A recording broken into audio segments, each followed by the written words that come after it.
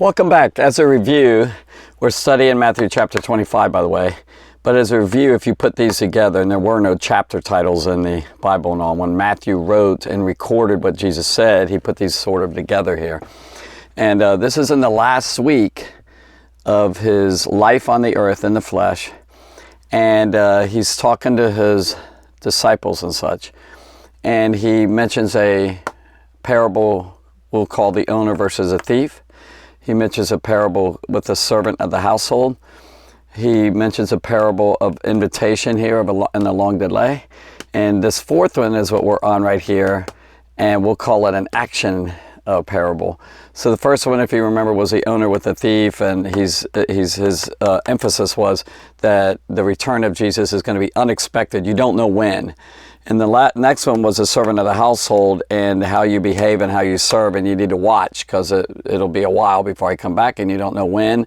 But be sure and watch for the Lord and be looking for him. Are you looking for Jesus and his return?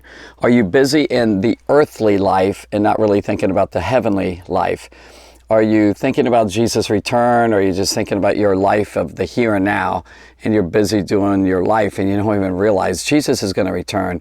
He's going to be like a thief where you don't know when he's going to come, unexpected, and you need to be watching and kind of waiting for him all the time, all your life. Okay. Third one was that thing about the invitation and how there's a long delay and that you need to prepare yourself. This is the virgins, if you remember, and you need to be ready with the oil in your lamps type thing. All right, so the fourth one is going to be about a master who gives three different servants, his slaves, some responsibilities, which are very common in that day and even today. So slaves in that day, they actually had a lot of responsibilities and a lot of privileges. Of course, they were bad masters, but I think most of them weren't. In the times of Jesus, you had ones who were working for you, and the slaves and the servants in that day had the privilege of actually making money, and you could even own properties as a slave as you got as you worked really hard for your master and all. You get rewarded for it. So Jesus is our master, and I'm like his. Well, I love the bond slave sound, but servant is a good word. I'm his servant, and I want to be his servant for the rest of my life and even forever. So this one really entails action. This one was like waiting and preparing. Remember the virgins? They were just waiting for the bridegroom to come. This is one of action and service. Okay, so it's about responsible stewardship, and we'll get into that a little bit. And so the virgins wait, the servants work. So this is a good parable about us in the meantime, while we're waiting for Jesus to work really hard. And you can wait and work. Like, I'm waiting for Jesus, but I'm going to work as hard as I can while I'm here on the earth and before he comes. Okay, so here it is. This is what happened. There was a master who's going to go on a long journey, a long trip. And picture Jesus going on a long trip. He went to heaven. That's a long trip. He ascended. And before he did, this master had three servants. And he gave one servant 5, the other servants 2, and servants 1. 5, 2, 1 of what? Money. He gave them a stack of his money or properties to take care of. And the word is actually talent. And we gain, over time, the word talent has changed to, you have a talent, something that you've got inside you that you can do. You've got a talent in something. It might be a talent in singing, acting, comedy, writing, on and on and on. A talent in dance, who knows. But there's 3 servants involved, 3 slaves, and the master gives one of the servants 5 talents. The other servant he gave 2, and the other servant he gave 1 talent. And it was according to their ability. The master kind of knew, the owner of these guys kind of knew who has more talent, more ability, capable of handling more responsibility, and the other one, he give to as each person's ability allows. Like for me, I only have certain abilities. There are some people who are way better, way more capable than me in various areas of life. And so now the talents here is money, and we really should take this word talent. Let me erase this for a second and kind of get a little list here of things that this talent could be. Now, I think it's sort of vague, and Jesus didn't really say what it was. It could be spiritual gifts.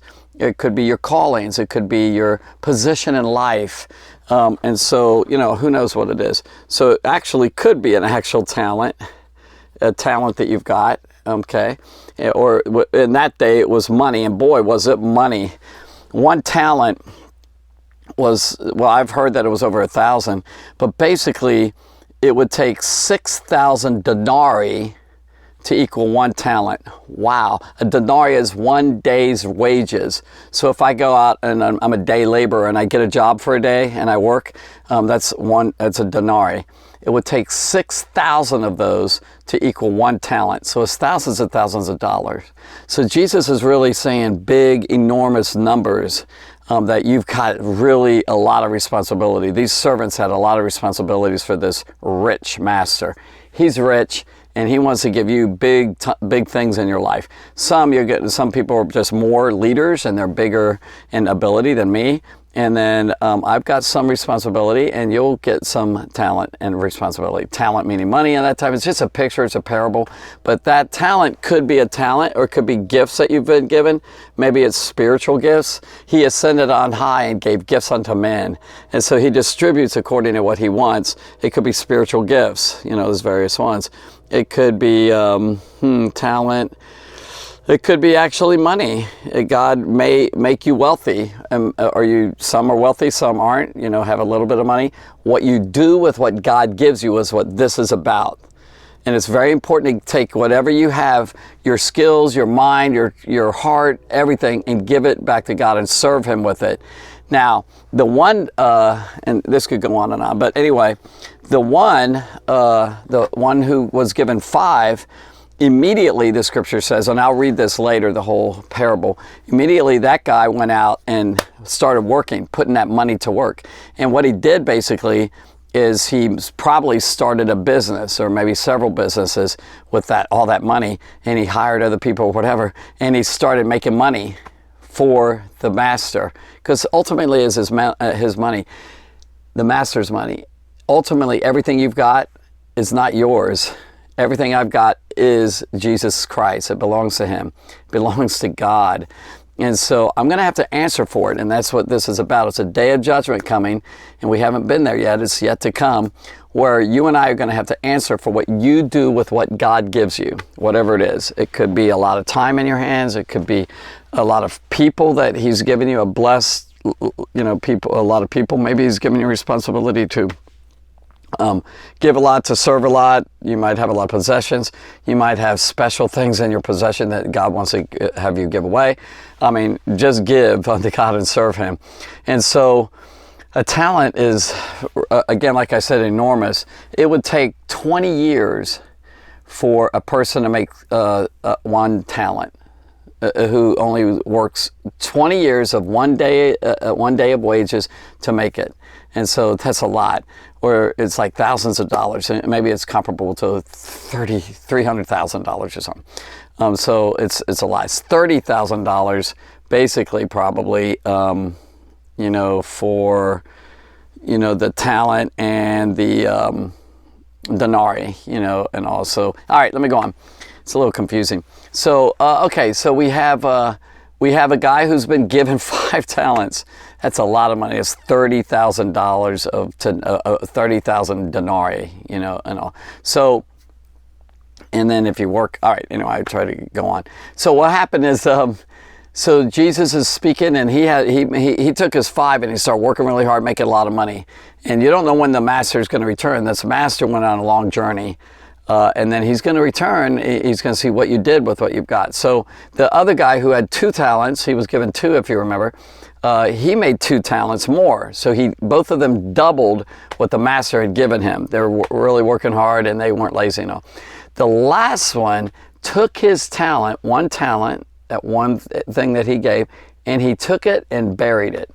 And by the way, Luke mentions this parable. There's so much differences. I think there's 2 different times that Jesus said it. He changed it. Somebody kind of kept somewhat with the same theme. He actually wrapped it in a napkin and buried it, And so it was sort of an insult to the master here.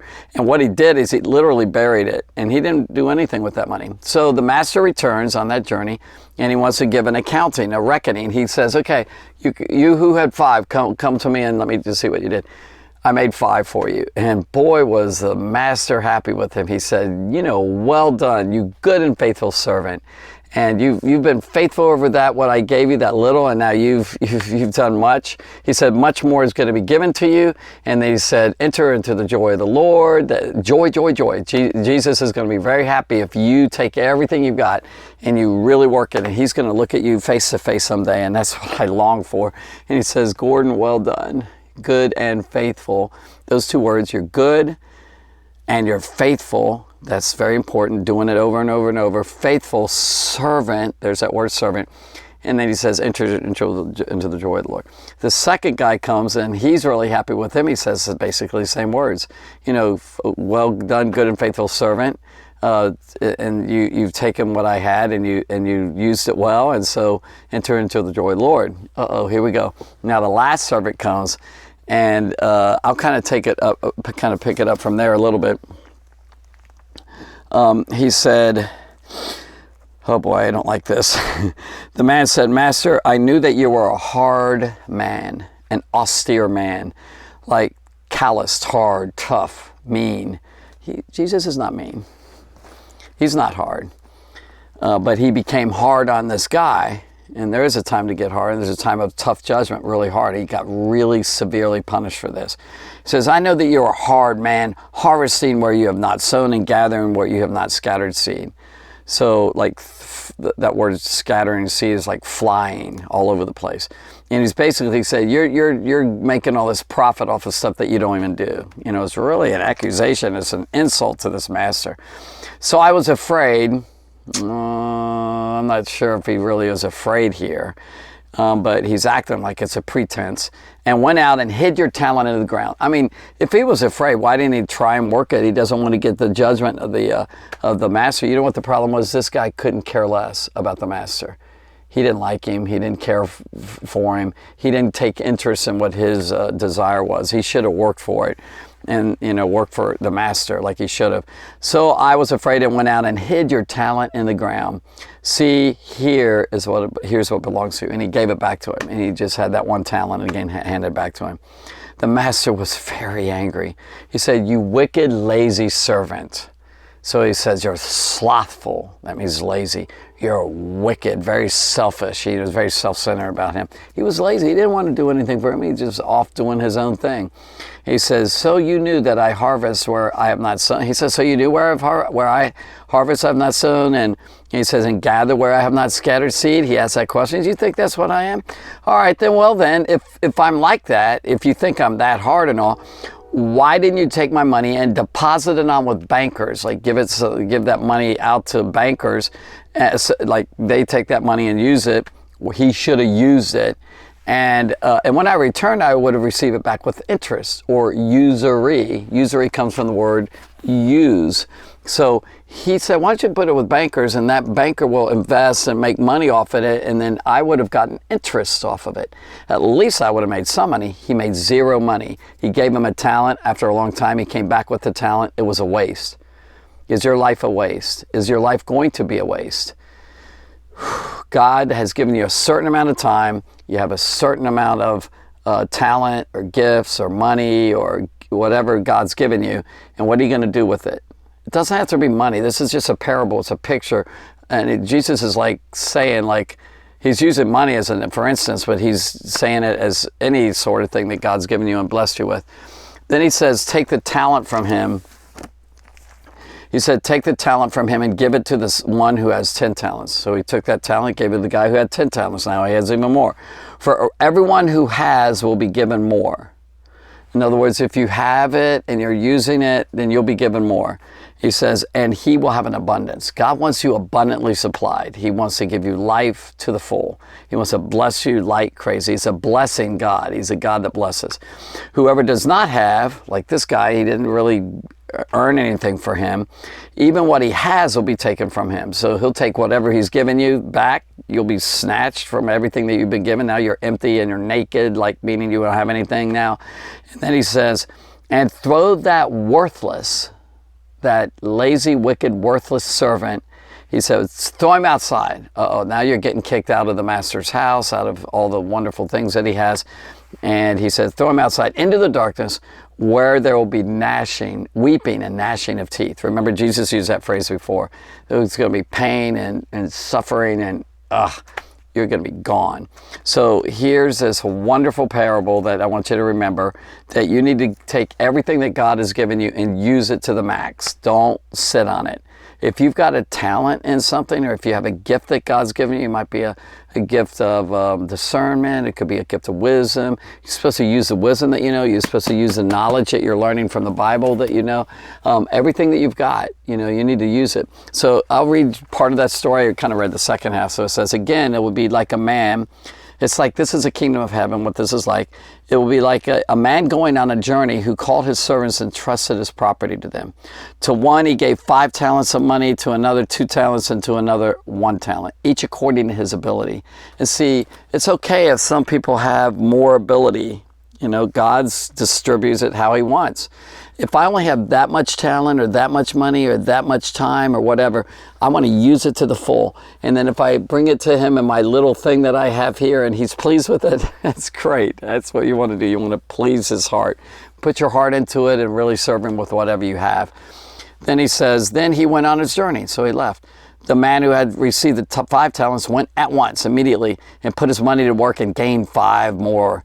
Also, the one with the 2 talents gained 2 more, and the man who had received the 1 talent went off, dug a hole in the ground, and hid his master's money.